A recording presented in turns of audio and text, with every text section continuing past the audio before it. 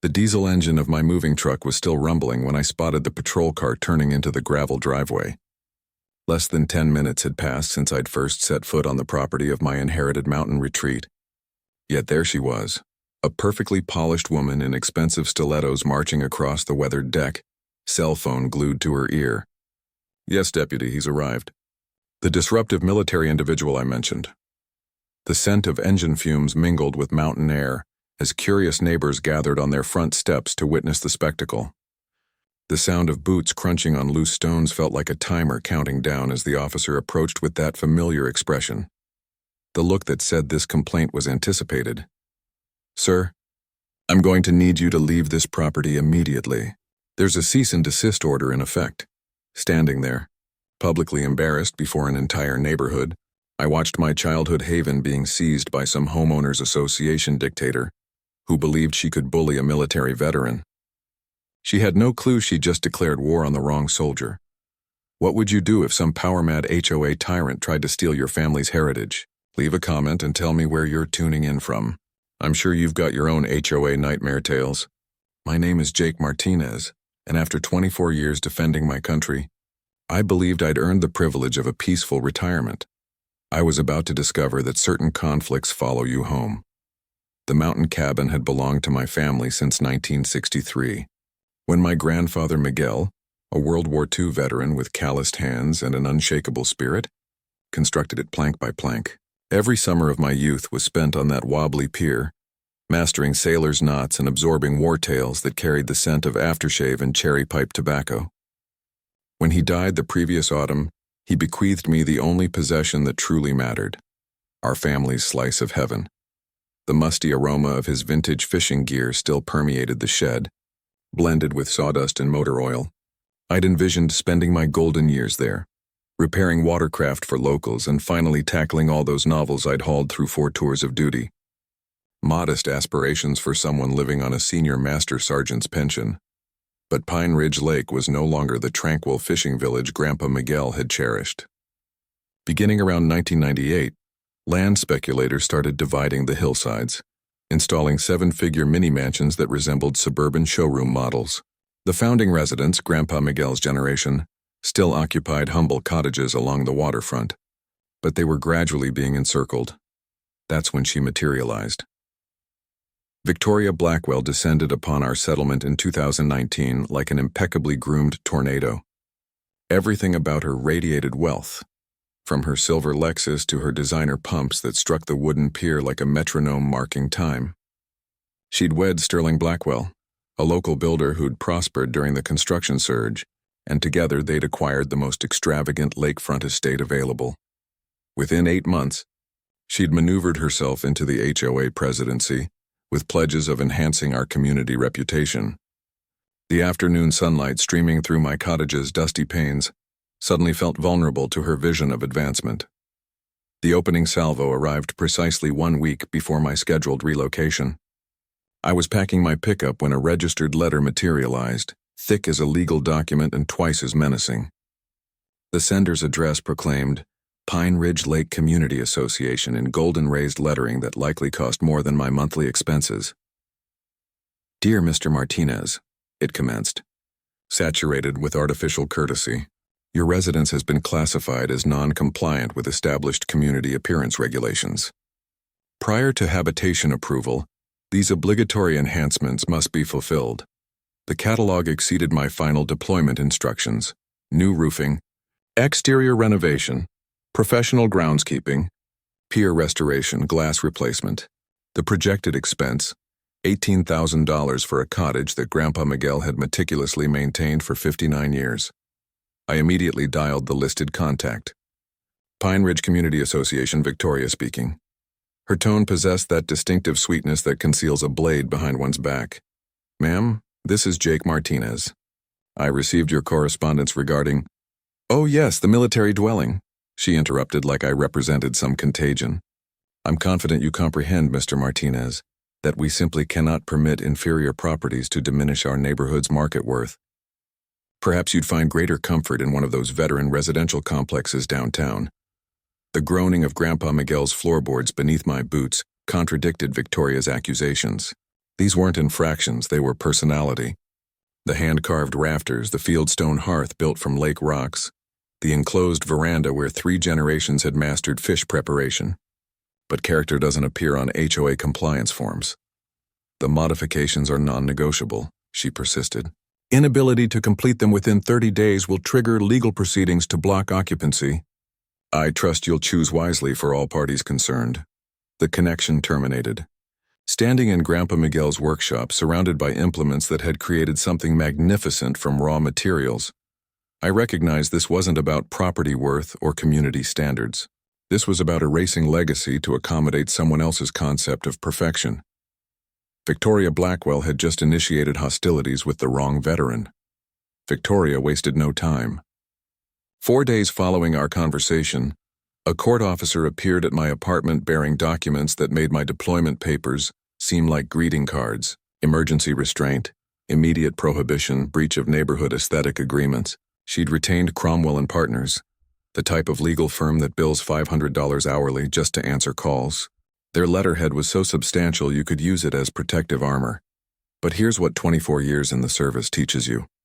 The adversary's initial strike is seldom their strongest move. It's typically frantic, noisy, and intended to induce panic. So while Victoria was squandering her husband's fortune on attorneys, I was investing my morning at the municipal courthouse, equipped with nothing but a pad and the persistence Grandpa Miguel had instilled during those extended fishing expeditions. The records office basement reeked of aged documents and abandoned aspirations, but it also housed public documentation. And public records, unlike HOA presidents, tell the truth. Need assistance, sweetheart? The registrar appeared to have been cataloging papers since the Reagan era. Yes, ma'am. I need to examine property titles and HOA establishment records for Pine Ridge Lake. 6 hours later, surrounded by containers that hadn't seen daylight since the Bush presidency, I discovered treasure. Grandpa Miguel's original title, registered in 1963, demonstrated clear possession without limitations. Covenants, or HOA jurisdiction, because the HOA didn't exist until 2001, 38 years after Grandpa Miguel had already secured his property privileges. The legal concept was straightforward. Grandfathered ownership supersedes any HOA regulations enacted subsequently. Victoria's expensive lawyers had constructed their argument on unstable ground, but the genuine prize was buried deeper in the archives. Sterling Blackwell's construction business had received a $95,000 agreement for HOA infrastructure improvements in 2021. No competitive proposals, no alternative quotes, just automatic authorization from his spouse's HOA committee. The flavor of bitter courthouse coffee turned acrid as I comprehended what I was examining. This transcended my cottage. This represented systematic fraud. Discovering what you're seeking, dear. The clerk had approached, probably curious why someone was dedicating their entire day in the municipal basement. More than anticipated, I replied, copying everything I could transport. That's when I encountered my first supporter. Eleanor Westbrook was sitting in the parking area struggling to extract her mobility aid from an ancient Toyota that appeared older than my military record. At 81, she moved like someone who'd been battling bureaucracy longer than I'd been breathing. You're Miguel's grandson, she declared, not questioning, but stating fact. Heard that Blackwell woman is causing you grief? Yes, ma'am. Just attempting to understand my legal possibilities. Eleanor chuckled, a sound like stones in a concrete mixer. Honey, I was a legal assistant for 45 years before retiring. I know every property conflict in this county's record, and I know precisely what that woman is attempting. The tapping of her walker against the pavement became a rhythm of opportunity as she explained how HOAs had been transformed by developers to eliminate long-term inhabitants. Property values would climb, taxes would follow, and suddenly families who'd resided somewhere for generations couldn't manage to remain. Your grandfather was a charter member of this community, Eleanor said, her gaze sharp behind wire-framed spectacles. That title you found? It's more valuable than any HOA agreement, but you'll require assistance navigating the legal maze. What type of assistance? The kind that's complimentary because some of us remember when this lake was about community, not profit margins. That evening, I displayed Grandpa Miguel's Bronze Star and my research across his dining table. The evidence revealed a narrative that made my stomach tighten. Victoria had obtained a provisional restraining order preventing my move-in until a court session 3 weeks distant. 3 weeks of hotel expenses that would consume my savings quicker than fuel through a tank. But I'd also located the weapon I required. Here's something every homeowner should understand. Always verify when your deed was filed versus when any HOA was founded. Earlier deeds often possess superior privileges that cannot be negated by later restrictions. My phone chimed with a message from an unlisted number. Heard you're creating problems for some very influential people. Might want to reconsider your stance. A concerned party. I'd been menaced by genuine enemies. Some HOA president's anonymous messages wouldn't disturb my rest, but they did reveal something significant. Victoria was frightened enough to resort to intimidation, and fearful opponents make errors. I preserved the message, filed it with my expanding evidence collection, and prepared for what I now understood would be an extended conflict. Grandpa Miguel had taught me patience during those summer fishing trips. Now it was time to apply those teachings. Outside, an owl hooted across the lake I couldn't yet legally call home, but I was nearer than Victoria realized. 2 weeks into my enforced stay at the Mountain View Inn, which had no mountain view and dubious definitions of anything, Victoria executed her next strategy. An urgent community gathering announcement materialized in every mailbox, printed on cardstock so costly it probably required its own postal code. The community hall smelled like industrial carpet treatment and decades of covered dish events. Folding seats creaked against vinyl as residents entered, most appearing they'd prefer being elsewhere. Victoria positioned herself at the front, armed with a computer and presentation abilities that could market refrigeration to Arctic dwellers. "Thank you all for attending on brief notice," she began, her voice mixing concern with command. "We're confronting a crisis that jeopardizes everything we've constructed collectively." Crisis? Like Grandpa Miguel's cottage was Pearl Harbor. Her slideshow presentation was titled, "Preserving Our Investment Value, a Community Approach." Each slide was more absurd than the previous. Property worth, appearance regulations, security enhancement programs. The entire presentation felt like a sales pitch wrapped in fear-mongering, which brings me to our immediate security needs. Victoria clicked to a slide that elevated my blood pressure. Recent circumstances have demonstrated we need enhanced protection for our neighborhood. I'm proposing a special levy of $30,000 per property to finance these essential improvements. The room erupted in nervous throat clearing. Timothy Walsh, the HOA financial officer, shifted uncomfortably like someone had ignited his clothing. Something about his demeanor reminded me of soldiers caught pilfering from the supply depot. I'd attended this meeting in full-dress uniform. A little psychological strategy never hurts. The ribbons and medals had exactly the impact I'd intended. Several residents kept glancing over, probably wondering why some dangerous veteran appeared so official. Before we vote on any assessments, I stood, allowing my voice to carry the authority of 2 decades issuing commands. I'd like to request examination of the HOA's financial documentation. As property holders, we possess that privilege. Victoria's smile could have sliced steel. "Mr. Martinez, since you're not yet an official resident." "Actually," Eleanor's walker tapped against the floor as she rose. "Any property owner within HOA boundaries has legal right to inspect financial records with appropriate notification. Parliamentary procedure, which this organization claims to observe." The concealed agenda began emerging as Victoria fumbled through her response. Sterling's company would manage all security work, the same Sterling whose previous contract had somehow required $95,000 for infrastructure repairs that Grandpa Miguel's fishing companions swore they'd never witnessed. Timothy appeared to be developing stomach problems in real time. When pressed about the records, he mumbled something about recent transitions and system updates. Translation: someone had been very imaginative with the community's funds. Here's a financial tip every HOA member should know. You possess the legal right to examine HOA financial records. Request them in writing with 10-day notification, and any refusal is grounds for legal action. After the meeting, something noteworthy occurred. 3 residents approached me in the parking area, moving like they were conducting a secret operation. "That was courageous in there," whispered Margaret Thompson, A retired educator who appeared capable of maintaining classroom discipline with a single look. Some of us have been questioning those finances for some time.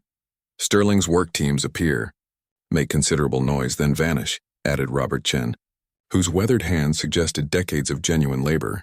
Half the time we can't determine what they actually accomplished. The third ally was Susan Park, whose property adjoined mine. Victoria visited our home last month, very cordial, asking if we might be interested in selling. Said she had investors who'd pay premium prices for suitable properties. The components were assembling like a tactical briefing. This wasn't about community standards or security. This was about forcing out fixed-income residents and converting their properties to vacation rental investments. Grandpa Miguel's cottage wasn't just obstructing progress. It was the final piece Victoria needed to control the entire waterfront. That night, back in my depressing hotel room that smelled like antiseptic and shattered dreams, I spread the evidence across the synthetic bedspread. HOA financial irregularities, Sterling's uncontested contracts, Victoria's mysterious investors' anonymous threatening messages, the grinding of ice from the ancient vending machine down the corridor punctuated my planning. I was fighting an organized corruption network with my military pension and whatever free legal aid Eleanor could provide. David versus Goliath, except Goliath had attorneys, and I had a slingshot made of public records. But I'd learned something important tonight. Victoria's support wasn't as solid as she pretended. Fractures were appearing in her perfect community facade. People were raising questions. My phone buzzed. "Nice uniform tonight. Pity it won't protect you when the creditors come calling. A friend." I captured the message and added it to my evidence file. Keep communicating, I thought.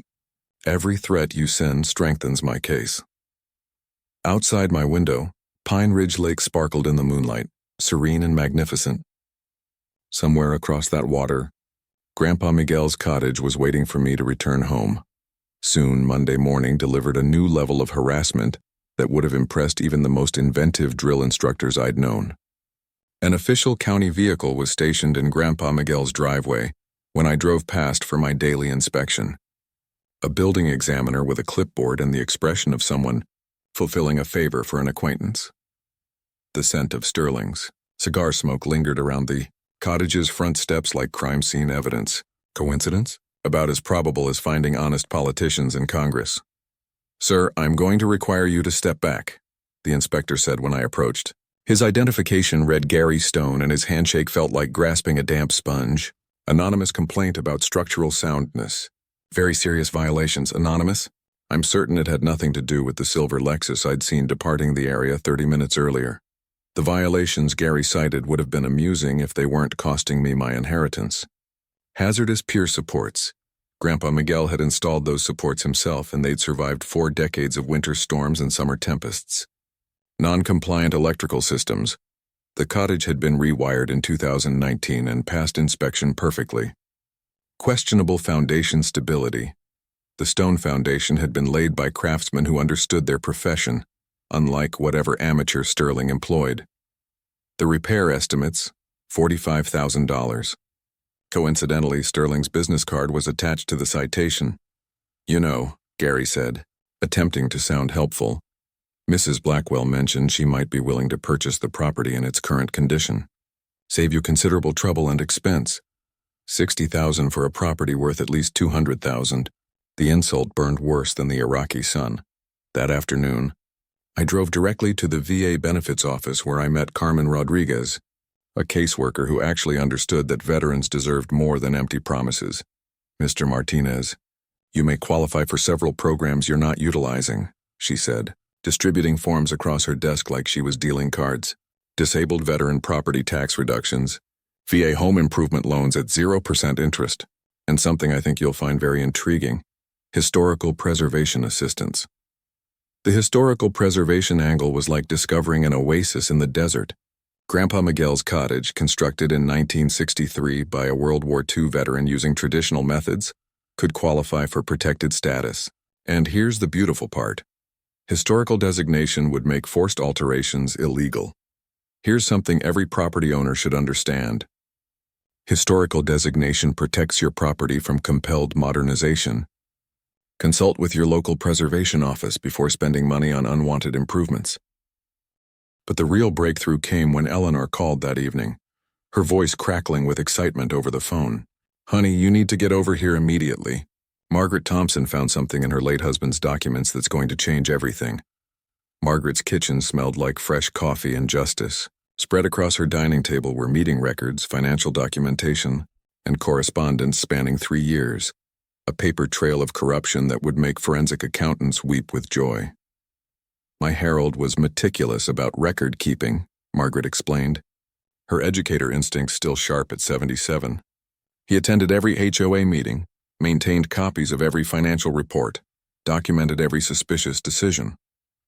The pattern was crystal clear. Sterling's company had been awarded 19 different contracts over 3 years, totaling nearly $350,000. Infrastructure repairs that were never completed, landscaping projects that existed only on paper, emergency maintenance that somehow always required Sterling's specific expertise. But the smoking gun was a recorded phone conversation from last month. "Harold always kept his phone on speaker because of his hearing," Margaret said, pressing play on an ancient tape recorder. "He was recording the meeting minutes when this came through." Victoria's voice filled the kitchen. "Timothy, I need you to modify the books before the annual meeting. Relocate the Sterling payments to different categories. Make them appear legitimate maintenance. I'll make it worthwhile. 15,000 cash." Timothy's response was barely audible. "Mrs. Blackwell, I cannot. That's not legal. It's not illegal if nobody discovers it. Consider your wife's medical expenses, Timothy. Consider how costly healthcare can become." The sound of gravel outside interrupted our planning session. Through Margaret's window, we watched Gary Stone's truck pull into Grandpa Miguel's driveway again, this time accompanied by Sterling's work crew. "What are they doing?"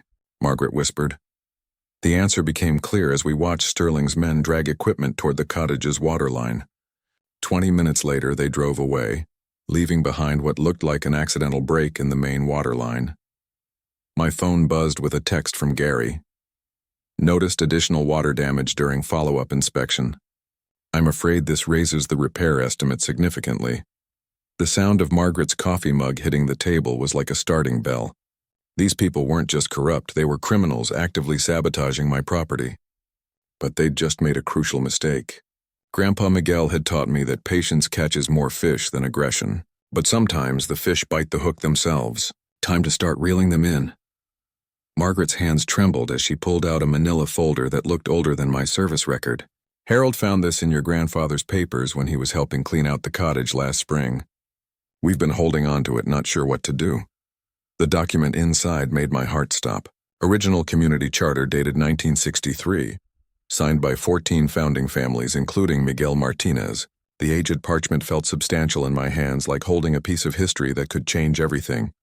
"Look at Section 9, Eleanor said, leaning over my shoulder. Her excitement was contagious. Water rights. The founding families had negotiated perpetual lake access rights for themselves and their heirs, completely separate from any future property regulations. Grandpa Miguel hadn't just built a cottage, he'd helped establish the legal foundation of the entire community. But the real bombshell was in the fine print. Any major development affecting lake access required unanimous consent from all founding family representatives. Not HOA approval, not community vote. Unanimous consent from the original 14 families. The musty smell of old paper mixed with the coffee aroma as the implications hit me like incoming mortar fire. Sterling's planned marina expansion, the $3 million project that Victoria's mysterious investors were funding, needed my signature. My signature. The signature of the troublemaking veteran they'd been trying to force out. "Sweet heavens," I whispered, using Grandpa Miguel's favorite expression.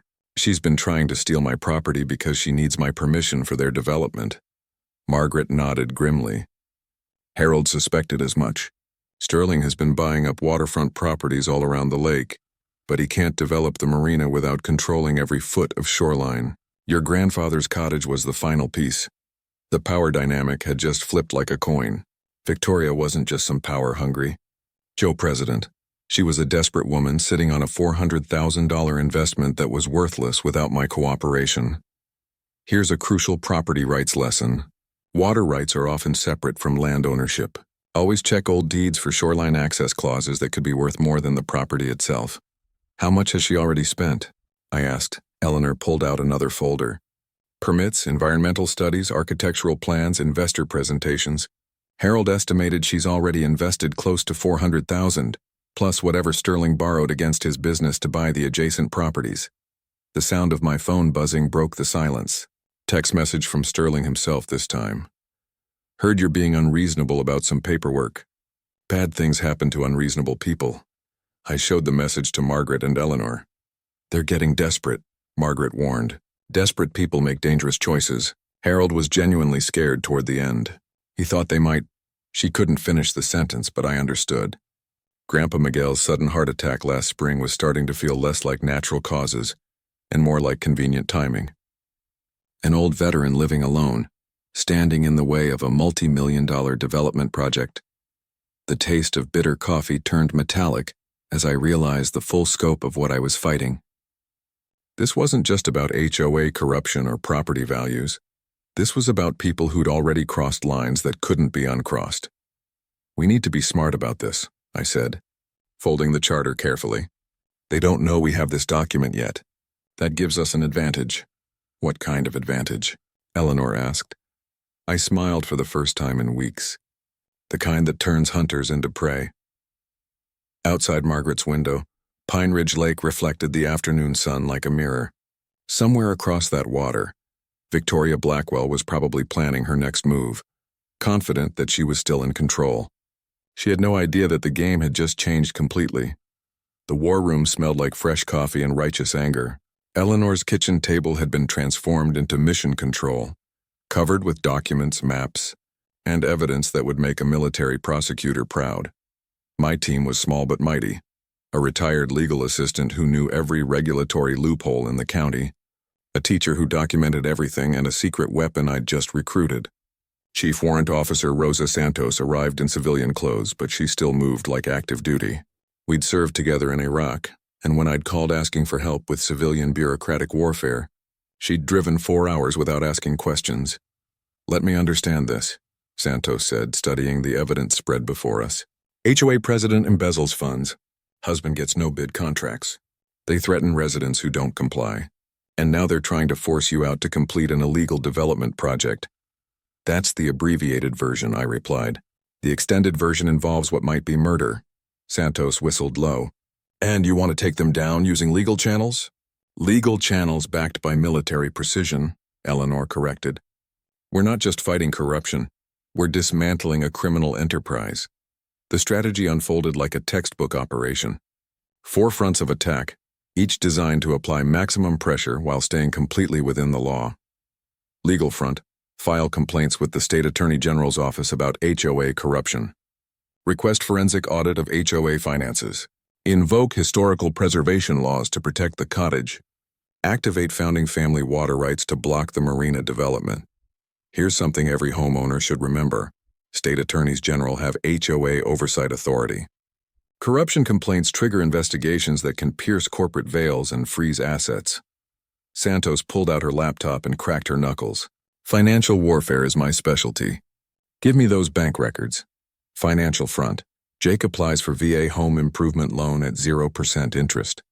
Documents property tax exemptions worth $1,400 annually. Traces Sterling's shell company structure to expose money laundering. Identifies investor funding sources for the marina project. Here's a veteran benefit most people miss. Military legal assistance programs help veterans with civilian disputes. Free lawyers who understand both military and civilian law. What about community support? Margaret asked. Her teacher instincts focused on building coalitions. Community front. Organize Heritage Day to celebrate founding families and original community values. Invite local media to cover historical preservation story. Build coalition of residents tired of Victoria's intimidation tactics. Document pattern of harassment against elderly and veteran residents. The smell of Eleanor's homemade cookies mixed with the sound of keyboards clicking as we built our case file. Every document was photographed, categorized, and uploaded to secure cloud storage. Santos had taught me that digital redundancy wins wars. Intelligence front.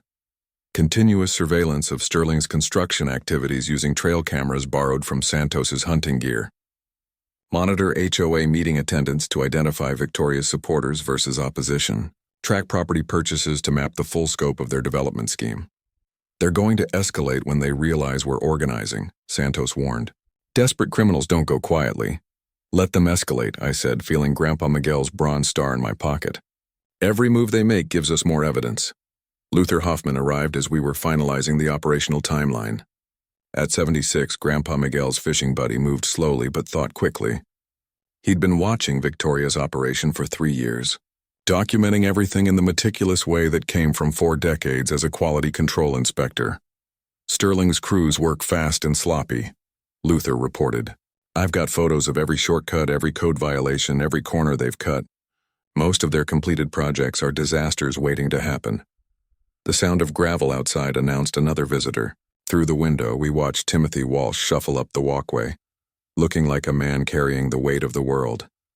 I can't do this anymore, he said when Margaret let him in. She's threatening my wife's medical coverage if I don't cooperate. But I can't keep falsifying records. Timothy's cooperation was the final piece of our puzzle. Inside knowledge of HOA operations, access to financial records, and testimony about bribery attempts. Plus, he'd been secretly recording conversations for months building his own insurance policy. We're going to protect you, Santos assured him. But we need you to keep playing along for just a little longer. The plan was ambitious but achievable. 2 weeks of preparation, community building, and evidence gathering. Then a very public confrontation that would expose everything in front of witnesses, media, and law enforcement. Think it'll work? Margaret asked as we reviewed the timeline. Santos smiled with the confidence of someone who'd planned successful operations in much more dangerous circumstances. Ma'am, we've got legal authority, financial leverage, community support, and documented evidence of criminal activity. Plus, we're fighting for something that actually matters. What's that? Eleanor asked. Home, I said, looking out at the lake where Grandpa Miguel had taught me that some things are worth fighting for. We're fighting for home, Victoria's. Counterattack began with a knock on my hotel room door at 6 a.m. A weasel-faced man in a cheap suit flashed a private investigator license like it. Was some kind of badge of honor. Mr. Martinez, I'm conducting a background investigation on behalf of concerned community members. Mind if I ask you a few questions about your military service? The smell of stale cigarettes and desperation clung to him like cologne, specifically any incidents involving anger management, substance abuse, or interactions with military police. I smiled with the patience Grandpa Miguel had taught me during those long fishing trips. You can request my service record through the Freedom of Information Act. Have a nice day. The door closed with a satisfying click. But the message was clear. Victoria was digging for dirt to discredit me publicly. Too bad for her. 24 years of military service tends to produce pretty clean records. The real escalation came that afternoon when Timothy called, his voice shaking worse than his hands during HOA meetings. They offered me $15,000 to destroy the financial records, he whispered. Cash in a brown envelope like some kind of movie. Did you record it? Santos asked. We'd given Timothy a digital recorder disguised as a hearing aid. Every word. But that's not the worst part. Sterling was there when she made the offer. He said if I didn't cooperate, my wife might have trouble getting her prescriptions filled. Said pharmacy computers can be very unreliable. The taste of bitter hotel coffee turned metallic as I realized we were dealing with actual threats against an elderly woman's medical care. These people had crossed every line that mattered. That night, the sabotage escalated beyond broken water pipes. The sound of shattering glass woke me at 2 a.m. Grandpa Miguel's cottage windows, the original hand-blown panes he'd installed in 1963, lay in sparkling pieces across the front porch. Spray paint spelled military scum across the siding in letters that dripped like blood. But Sterling had made a crucial mistake. The trail cameras Santos had installed caught everything in high-definition detail. Got him, Santos said, reviewing the footage on her laptop. Clear face shot, license plate, even audio of him laughing about teaching that soldier boy a lesson. The crunch of broken glass under my boots as I surveyed the damage triggered something darker than anger. This wasn't just property destruction. This was desecration of Grandpa Miguel's memory. The workshop where he taught me to build things with my hands. The porch where he told stories that made military service feel like honor instead of obligation. Here's security advice every property owner should remember. Trail cameras with night vision and cellular upload can provide court-admissible evidence of trespassing and vandalism. Invest in documentation, not just locks. My phone buzzed at 3 a.m. How's your beauty sleep, soldier boy? Shame about those windows. Accidents happen to people who don't know when to quit. Screenshot. Save. Add to evidence file. Keep talking, Sterling. Every threat you send makes my case stronger. But Victoria's final gambit showed just how desperate she'd become. Mr. Martinez. The voice on the phone belonged to someone from the VA Medical Center.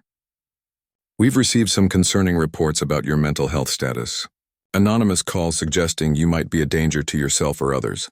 Anonymous calls, I repeated, keeping my voice level. We're required to investigate all reports of veterans in crisis. Could you come in for an evaluation? The bureaucratic machinery was already moving. Someone, and we all knew who, had weaponized the VA's suicide prevention protocols against me.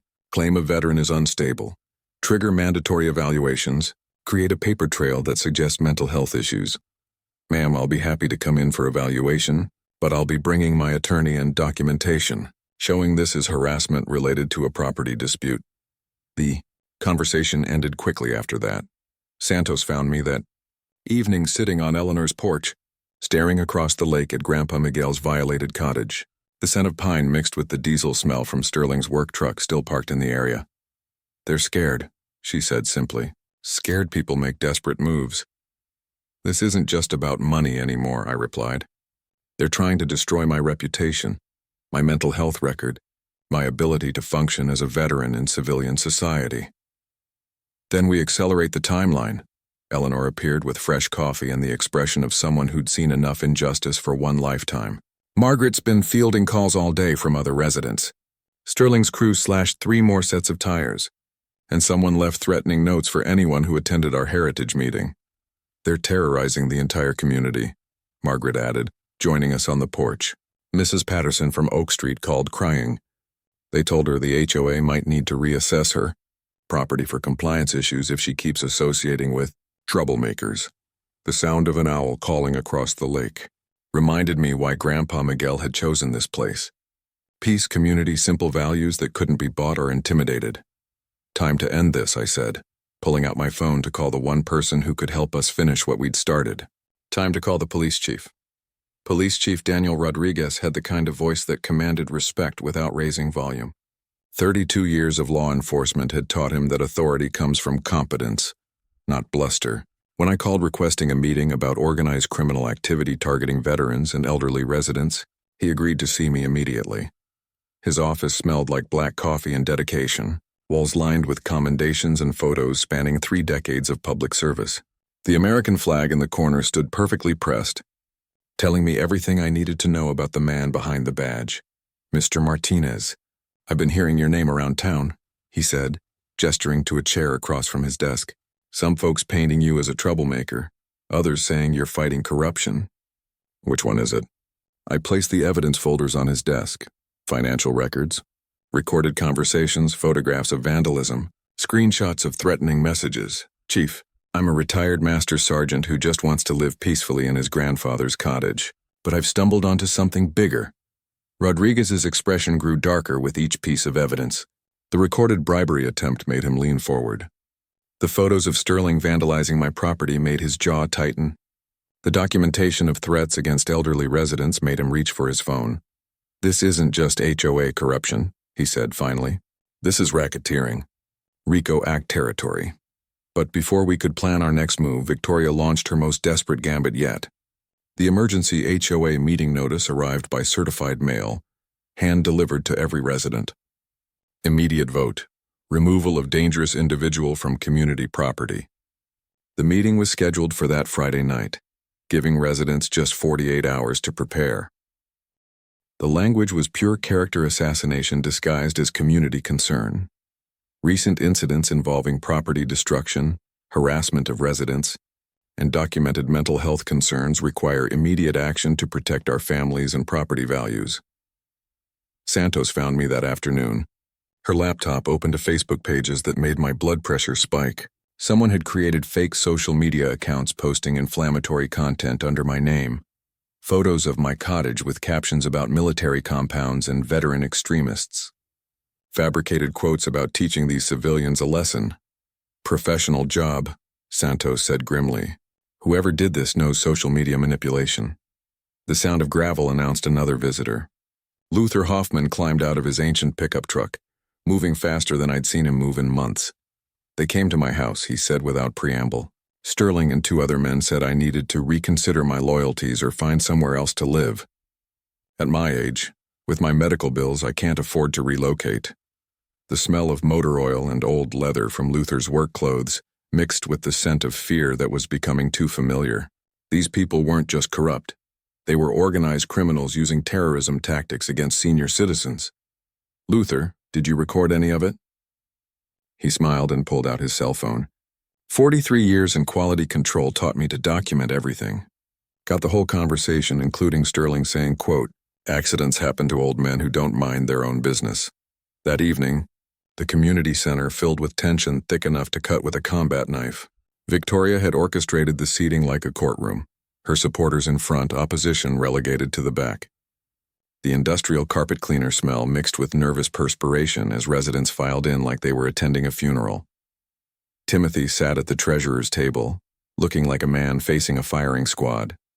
Every few seconds his eyes darted toward Sterling, who lounged against the back wall like a bouncer at a rough bar.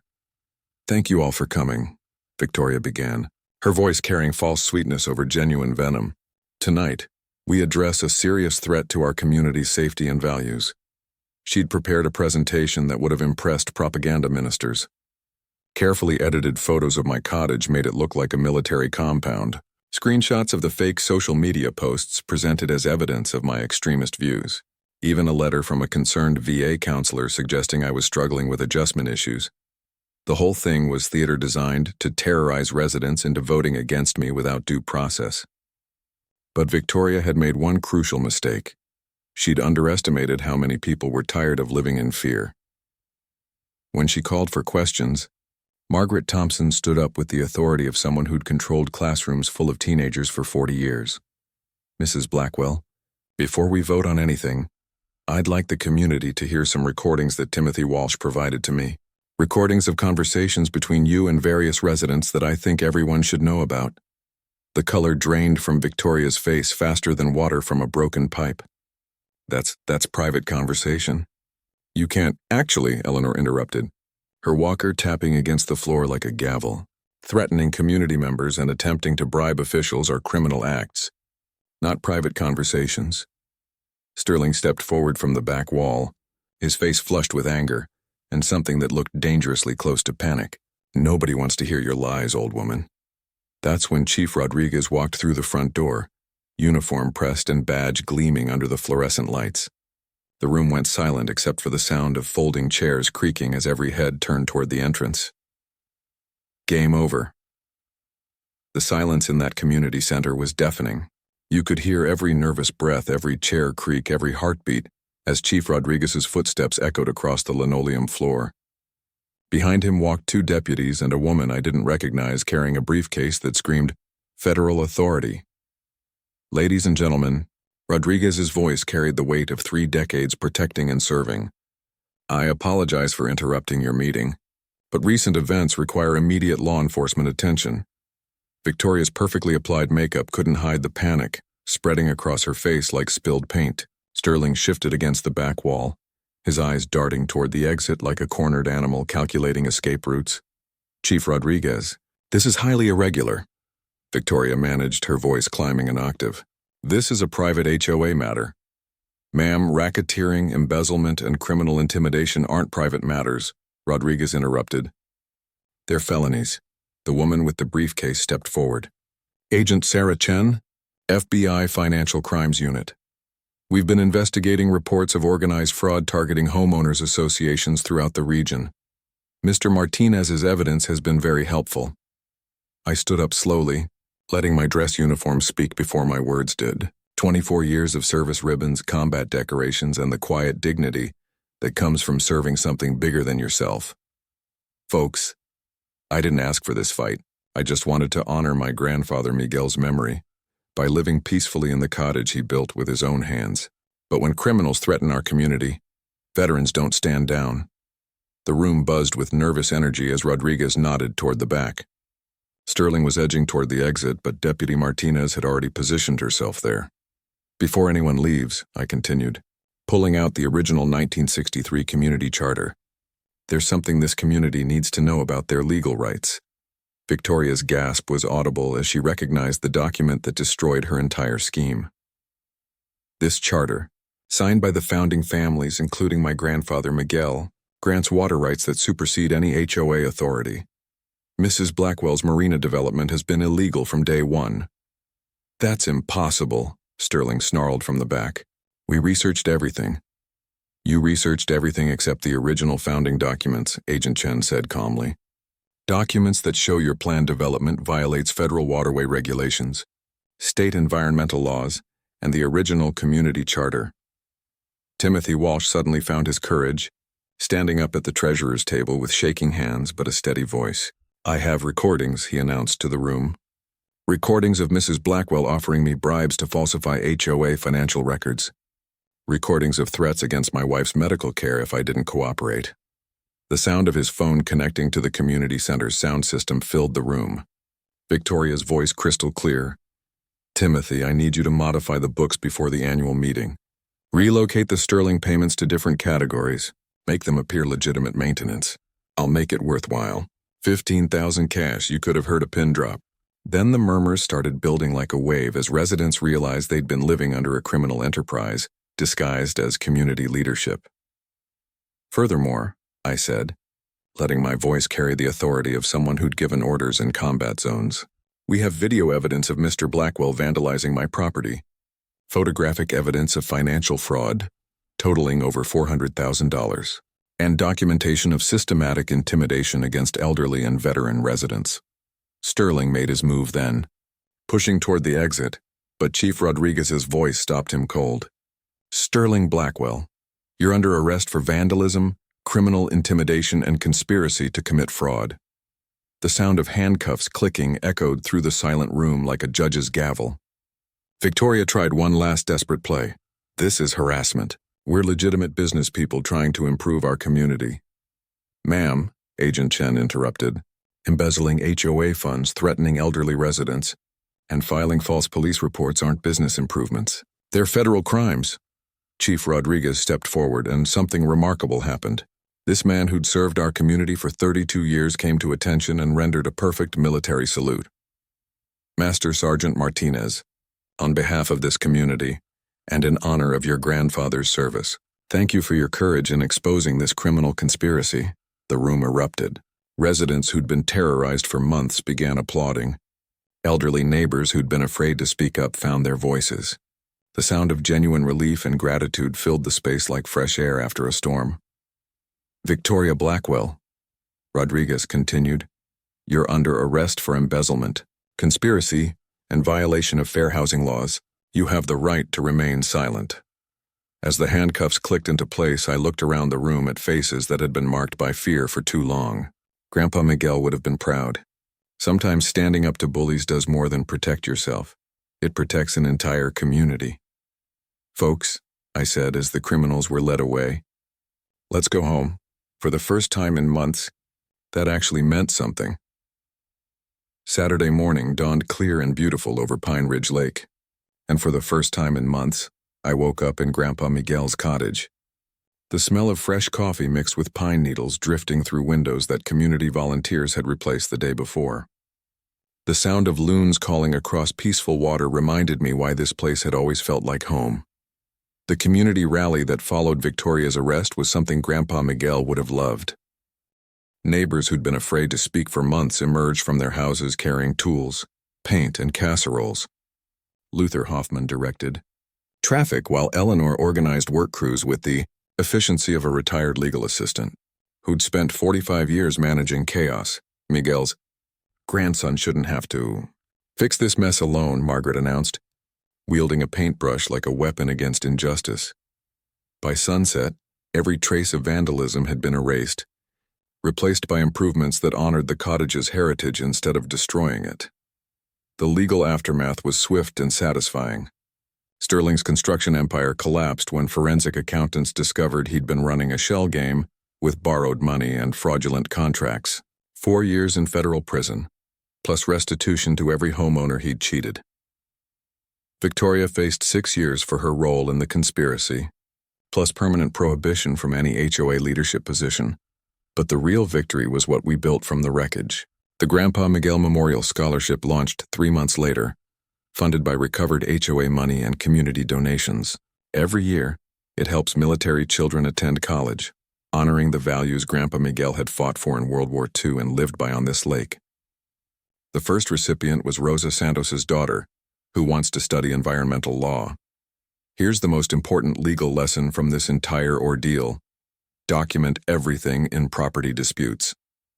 Photos, recordings, and witnesses win cases, but more importantly, they protect entire communities from organized criminals. The annual Veterans Day fishing tournament became Pine Ridge Lake's biggest community event, drawing participants from 3 counties and raising money for veteran services. Chief Rodriguez always serves as honorary starter, and the winning trophy is engraved with Grandpa Miguel's favorite saying, "Patience catches more fish than noise." My boat repair business grew organically from helping neighbors fix engines and restore docks. Turns out military maintenance skills translate perfectly to civilian life when you're serving people who appreciate honest work. The workshop where Grandpa Miguel taught me to build things with my hands became a gathering place where stories get told and problems get solved. The combat anxiety that had followed me home from 4 deployments began healing in ways the VA hospital never achieved. Community support, meaningful work, and the peace that comes from protecting something worth protecting. Those proved better medicine than any prescription, but perhaps the most satisfying outcome was watching democracy work the way it was supposed to. The new HOA board, elected by actual residents instead of installed by developers, operates with complete transparency. Monthly financial reports, competitive bidding for all contracts, and a simple rule: no one gets to intimidate anybody. Property values stabilized once the corruption ended and the community's reputation recovered. Young families began moving in, attracted by affordable lakefront living and neighbors who actually looked out for each other. The mix of veterans, retirees, and working families created exactly the kind of community Grandpa Miguel had envisioned. 8 months after that nightmare meeting, I received a letter from the State Attorney General's office. Our case had inspired legislation strengthening veteran housing protections and HOA oversight requirements. Sometimes one person's fight for justice ripples outward in ways you never expect. The smell of barbecue smoke drifting across the lake signals another community gathering where former enemies have become neighbors and shared struggles have built lasting friendships. Grandpa Miguel's bronze star sits in a place of honor on the mantle, surrounded by photos of the extended family this community has become. There's talk of other veterans facing similar battles and developments across the state. A network is forming. People who understand that standing up to bullies isn't just about protecting yourself. It's about protecting everyone who comes after. Heritage matters, history matters, and sometimes defending both requires the same courage our ancestors showed in uniform. Your turn. Share your HOA nightmare story in the comments below. You're not alone. And together we can fight back against corruption and intimidation. Don't forget to subscribe for more stories about ordinary people defeating corrupt systems, because everyone deserves to feel safe in their own home. Welcome to Pine Ridge Lake, where veterans and neighbors look out for each other. We appreciate you spending your time with us on Community Justice Stories, where corruption finally gets checked. If you enjoyed today's drama, hit like, comment on your favorite part below, and don't forget to subscribe so you'll be the first to catch our next community showdown.